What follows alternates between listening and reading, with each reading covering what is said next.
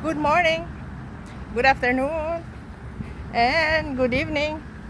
Andito na naman si Inday na Marites. Magmamarites sa'yo.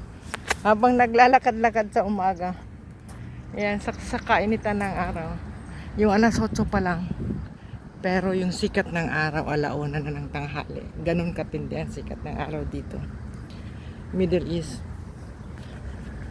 Ayan, kamare. Yan ang ating view ngayong umaga. Samahan natin ng konting marites sa'yo habang naglalakad-lakad tayo sa umaga. Ayan. Kumusta ka na? Galit pa eh. Kumusta ka na? Parang ganun. Sana'y nasa mabuti kang kalagayan.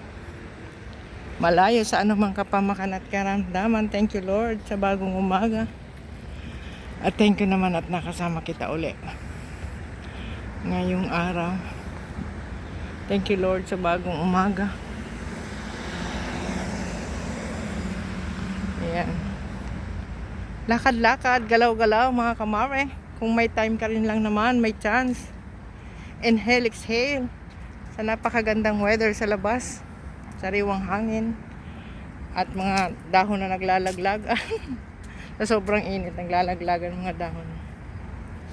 Maganda yung nagkakaroon tayong times na makalanghap ng sariwang hangin sa labas. Since nakatira tayo sa taas ng building, walang bukas na bintana. Kaya ganitong chances kinukuha ko talaga to. Makapaglakad-lakad. Libreng gamot. Sikat ng araw, sariwang hangin, at pawis. Tatlong klaseng medicine na kailangan natin na natural, na hindi natin bibilhin. Gagawin lang natin. Minsan tatamad-tamad tayo, tutulog na lang tayong natutulog.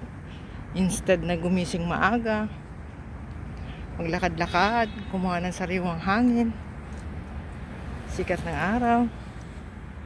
Tinutulog na lang natin kasi minsan pagod. Pero kung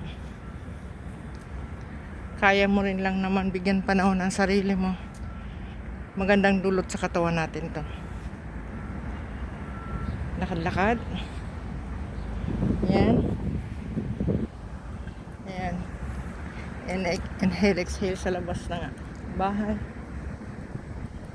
Yan ang ating routine araw-araw.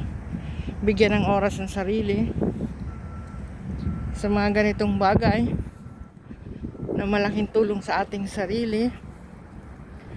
Pa-release ng konting stress sa trabaho, pagod, makaiwas sa mga anxiety, depression. Ay naku kamare, huwag nating isarado ang isip natin sa mga bagay-bagay na hindi natin kaya. Ipag-pray natin, surrender to God, and then napaka-importanting kasama natin si Lord araw-araw sa ating mga buhay. Huwag mong kakalimutan yan. Isama si Lord sa lahat ng plano mo. Kasi si Lord ang mag-guide sa'yo sa mga maling direksyon sa buhay mo. Totoo yun. Tayo pag may pig-pray tapos hindi natupad, galit tayo sa ating sarili or galit tayo sa ibang tao o minsan sisisihin pa natin si Lord. No. Hindi natupad, hindi natuloy. Kasi iniwas ka sa isang pagkakataon na magiging worse palalo sa buhay mo. May reason. Kaya hindi natuloy. Hindi natupad. O diba?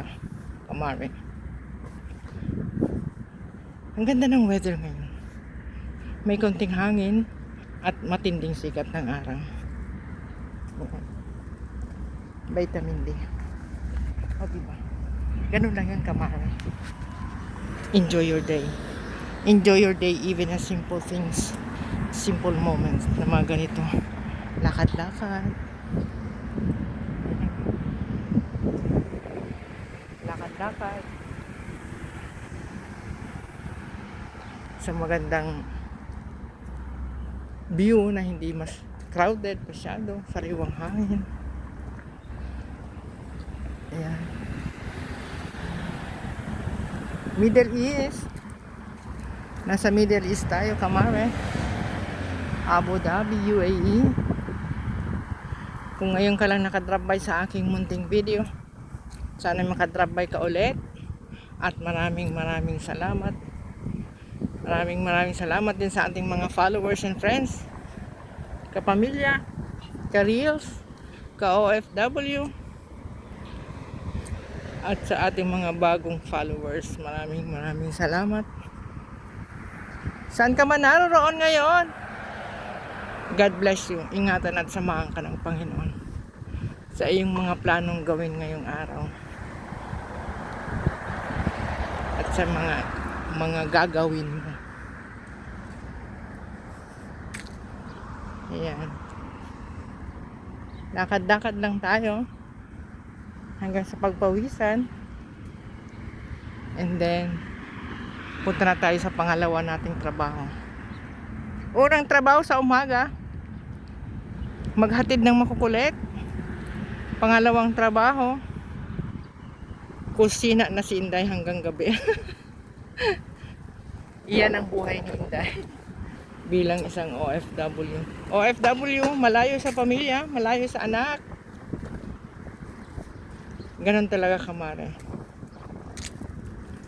May mga bagay tayo sa buhay na kailangan nating tanggapin. Bakit nangyayari yan? OFW for the longest time.